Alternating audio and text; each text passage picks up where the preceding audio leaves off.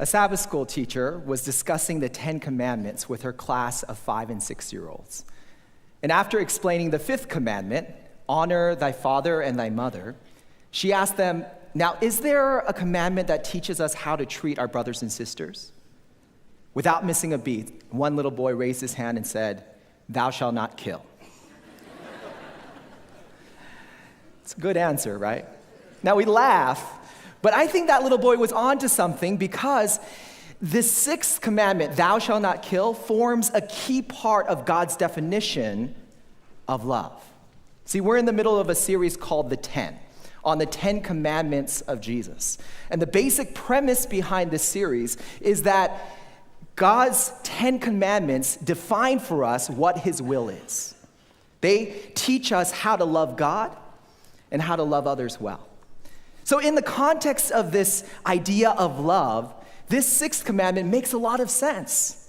Thou shalt not kill, or as the NIV puts it, you shall not murder. You shall not murder, right? So these 10 commandments, they define what love is for us. They define what love looks like for us. And it's a really good thing that they do because if you think about it, we humans are often not very good at knowing what love is. I mean, just listen to some of these lyrics of popular love songs. Listen to what they teach about love. From the esteemed poet, Britney Spears. She sings, sometimes I run, sometimes I hide, sometimes I'm scared of you, but all I really want is to hold you tight. You know, somebody needs to tell Britney, if she's that scared of her boyfriend, it's probably a big red flag, right? From Savage Garden, I knew I loved you before I met you. I think I dreamed you into life. I mean, that one doesn't even make any sense. How could you possibly love someone before you meet them, right? From Police, every breath you take, every move you make, every bond you break, every step you take, I'll be watching you. Who else is a little creeped out? I mean, this is like the stalker theme song right here. And this is from the top Billboard song of 2017, Shape of You by Ed Sheeran. I'm in love with the shape of you. We push and pull like a magnet do. Although my heart is falling too, I'm in love with your body. With all due respect to Mr. Sheeran, this sounds a lot more like lust than love. We're confused about what love is, and so that's why God clarifies what love is with the 10 commandments. And in that context, this commandment, you shall not murder, it makes a lot of sense. He's saying that if you love someone, don't kill them. Just saying. Seems pretty obvious, right? Don't kill them. I don't think there would be a lot of people who argue with that. Most societies in our world would support the idea of the sanctity of life. So it's simple. Don't murder. It's so simple that when my friend heard that I was preaching on this passage, she told me I should just come up here, read this passage, do not murder, say amen, and send everybody home. No, just drop the mic and walk off the platform. Because we don't really feel like this applies to us, right? I mean, how many murderers are there in the room? I'm glad only a few of you raised your hand. Just those of you in the back in the murderer section. Yeah, we don't feel like this applies to us. We're pretty confident about this commandment. Because we might lie once in a while, or we may break the commandment to honor our father and our mother, but murder? I'm pretty sure I've never done that before. And that's why Christina Hergenroder, she writes, the 5th commandment is like an iceberg. Most of the time, we only see the tiny, sharp point poking above the calm surface of polite society. We believe that his commandment is only for a small group of people, an instruction God gives to the worst of the worst, serial killers, mass shooters, and terrorists who are living in pitch black darkness. And yet, just like an iceberg, if we take the time to dive a little bit deeper under the surface, we'll see that there is so much more to this commandment than we originally saw. For one thing, the word here used as murder, defined as murder, is the Hebrew word ratzak. And ratzak doesn't encompass all kinds of killings. It only encompasses those with the intention to do harm. That's why the NIV translates it murder here. Out of the 46 times it's used in the Old Testament, almost every time it's used in the context of a willful choice to do harm. But that still leaves a number of unanswered questions. For example, does this only apply to humans? Or are animals included? Is it murder to kill an animal for any other reason than for food? Or how about an unborn fetus? Or life immediately after conception? Is the morning after pill murder? Or how about assisted suicide and euthanasia? Is that murder? And I know some of you must be thinking at this point, well, Joey, where are you going with this? Don't worry, I'm not going to try to answer all of those questions today. But what we will do is focus on the principle that lies below the surface of this commandment. And hopefully that will give some light to some of those questions. Now, that principle that we're going to talk about today is one of the main reasons why we exist as humans. Let me explain. Way back in creation, right before we were created, God gave one reason and one reason alone why he made us. Now, we know from other passages in Scripture that there were other reasons why God made us, but this is the only one that he specifically states immediately before creating us. So what is that? What is that reason? It's found in Genesis chapter 1, verse 26. It says, "Then God said," so after 5 days of creation, after creating the birds in the air and the fish in the sea, after creating the plants and the trees, after creating life on this earth, then God said, "Let us make mankind in our image, in our likeness, so that they may rule over the fish in the sea and the birds in the sky, over the livestock and all the wild animals, and over all the creatures that move along the ground." Focus for a moment on that word, image. We are created in the image of God. So what does that mean? What does that mean? Does it mean that we look like him? That we talk like him? That we act like him? Possibly. But a big part of this also encompasses the idea that to be created in his image means that we continue his work. See, Professor J.H. Walton, a biblical scholar, he explains this idea that when we are created in his image, we are to continue in God's work. He writes, "In the ancient world, an image was believed in some ways to carry the essence of that which it represented. An idol image of deity, designated by the same terminology used here in Genesis chapter 1, verse 26, was used in worship because it contained the deity's essence. This does not suggest that the image could do what the deity did, or that it looked the same as the deity, even though the idol was a physical object. Rather, the deity's work was thought to be accomplished through the idol. In other words, by creating us in his image, God made us to continue the work that he began at creation. See, God created life, and then he made us to cultivate life. Or to put it simply, God gave life, we are to grow life. And that's why we're given dominion or authority over the earth. Because God wanted us to promote the life that he had produced. That's one of the main reasons why we were created in the first place. And that's why he encourages us not to murder. Because when we murder, we violate the purpose for which we were created. We destroy life instead of developing it. We crush life instead of cultivating it. We violate that purpose. And it's not just physical life that we are to protect. It's also emotional life and spiritual life, mental life. That's why Jesus, in Matthew chapter 5, verse 21 and 22, tells his disciples, "You have heard that it was said to the people long ago, 'You shall not murder, and anyone who murders will be subject to judgment.' But I tell you that anyone who is angry with a brother or sister will be subject to judgment. Again, anyone who says to a brother or sister, Raka, is answerable to the court. And anyone who says, you fool, will be in danger of the fire of hell. In other words, to insult someone is a form of murder and a violation of the sixth commandment. Because life is more than just breathing. It's not just about being alive, it's about actually living.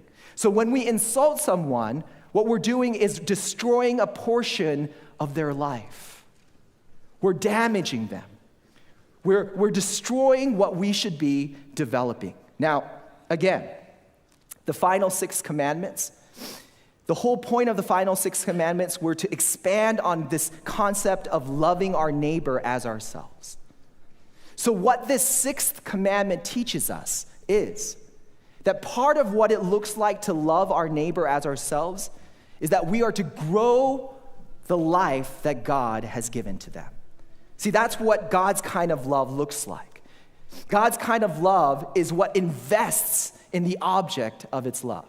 I really like how Ellen White describes this. In Thoughts from the Mount of Blessings, she writes, the love of God is something more than a mere negation. It is a positive and active principle, a living spring ever flowing to bless others. If the love of Christ dwells in us, we shall not only cherish no hatred toward our fellows, but we shall seek in every way to manifest love toward them. See, true love adds value. Let me say that again. True love adds value. It seeks to grow life in people. It seeks to nurture life in others.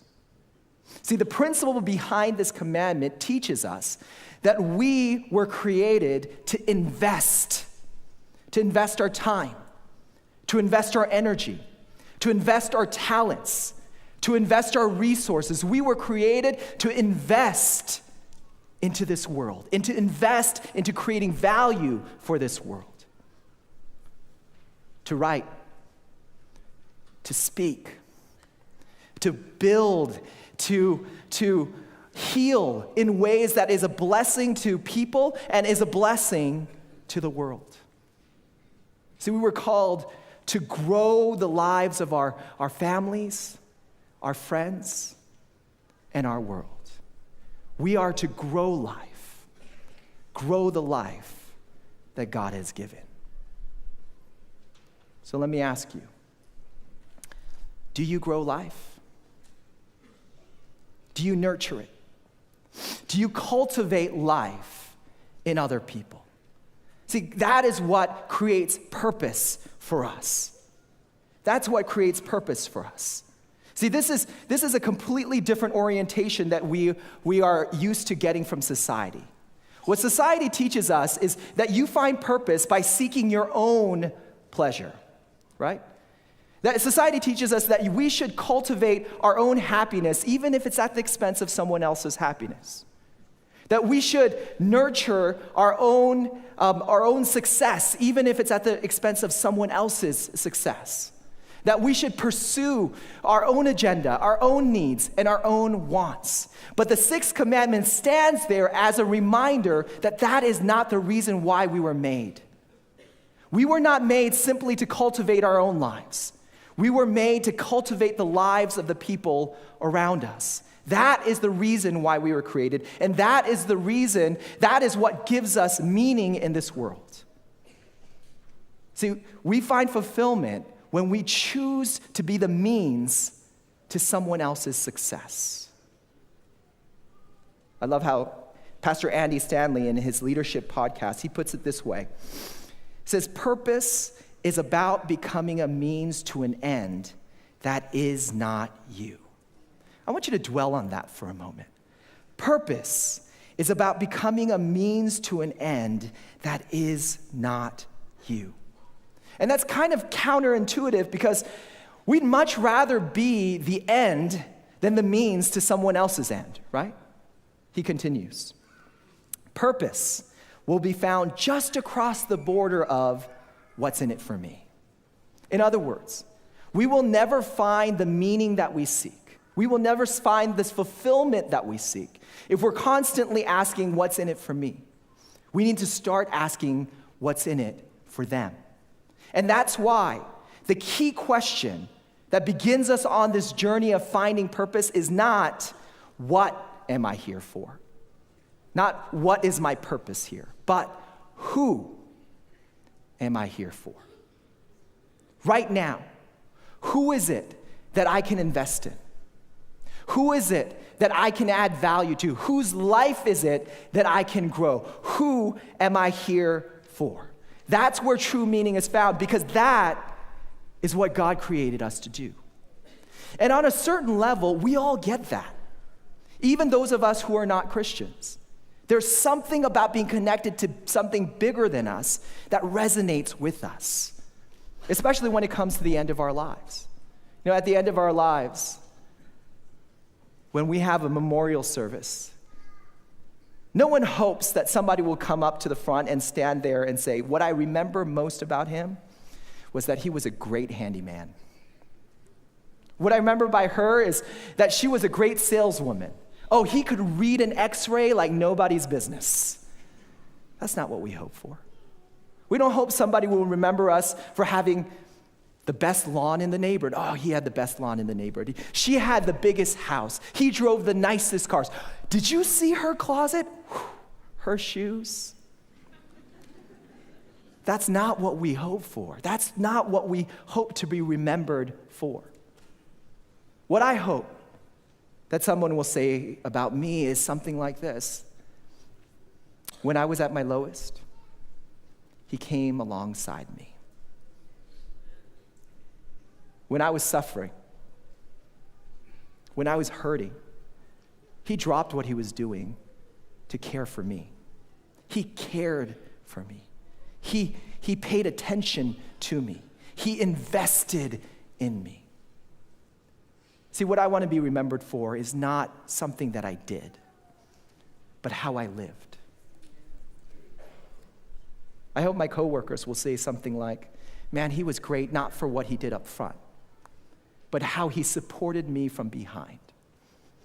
I hope my children will say, he was a great father because he took the time to understand what was important to me and support me in the best way that he could. I hope my wife will say about me, he was a great husband because he put our family's needs, my needs, above his own. That's what I want to be remembered for. And I bet that that's what you want to be remembered for as well. Because we all want to leave this world a little bit changed. We would like someone to be able to say about us, my world was a little bit better. My life was a little bit richer because he was in it. And if that is what you're looking for, it doesn't take a huge change. It doesn't take a dramatic shift. You don't have to move to another country. You don't have to change careers. For some of us, that may be what God is calling us to. But for the vast majority of us, it's just a shift that happens in our lives. We move from focusing on finding opportunities to further our own lives and move it to finding opportunities to further someone else's life. We begin to ask the question, how can I add value to the people around me? How can I add value to my coworkers? How can I get better at supporting them from behind? How can I add value to my classmates? How can I be a stepping stone to their success? How can I add value to my family? How can I be a means to their ends? How can I be a means to my wife's ends or my husband's ends or my children's ends? To put their needs ahead of mine. How can I be a means to my parents' ends? How can I add value to the people around me? That's the question that we are to ask. Because that is what we were created for. That is where we find our meaning and our purpose. One of my favorite stories about the fulfillment that can come from adding value to someone's life comes from a book called When the game is over, it all goes back in the box by John Ortberg. And he tells the story about a grocer named, a bagger at a grocery store named Johnny. And the grocery store that Johnny worked at, it held a one-day training conference for all of its frontline workers, and it invited a guest speaker by the name of Barbara Glantz. And Barbara focused on the idea that every interaction with a customer was an opportunity to do something great, to impact their lives in a positive way. And she encouraged them to take advantage of those opportunities. Then she left her phone number just in case any of them wanted to share their stories with her. A little while later, she received a phone call from Johnny. And after introducing himself and proudly declaring that he had Down syndrome, he told her his story. He said, "I really liked what you said, but I didn't think I could do anything because I'm just a bagger." And then I had an idea. He decided that he would go home every day after work and find an inspirational thought for the day. And if he couldn't find an inspirational thought for the day, he'd write one up. And then with his father's help, he'd print about 300 of these, cut them out, signed every single one of them. And then when he went to work the next day, whenever he finished bagging someone's groceries, he would drop one of those thoughts for the day into their bags. Just simple, nothing dramatic. But about a month later, Barbara received another phone call, this time from the manager of Johnny's store. And he shared how Johnny's small act had a big impact at their store. I want to read you his words. This is what he says. "You won't believe what's happened here. I was making my rounds when I got to the cashiers. The line at Johnny's checkout was 3 times longer than anyone else's. It went all the way down the frozen food aisle. I got on the loudspeaker to get more checkout lines open, but I couldn't get anybody to move. They all wanted to be in Johnny's line. One woman said, 'I used to shop at your store once a week. Now I come in every time I go by. I want to get Johnny's thought for the day.'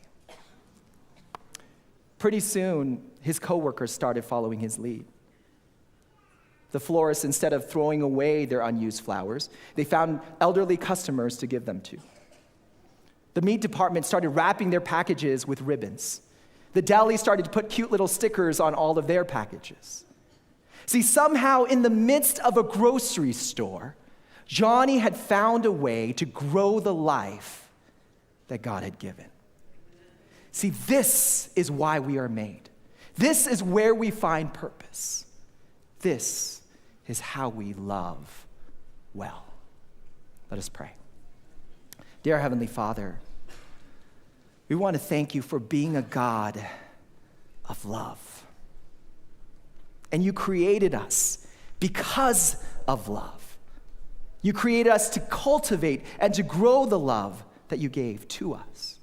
So we ask that you enable us to partner with you in growing the lives of the people around us, to focus not so much on growing our own lives, but growing the lives of others. This is our prayer in Jesus' name. Amen.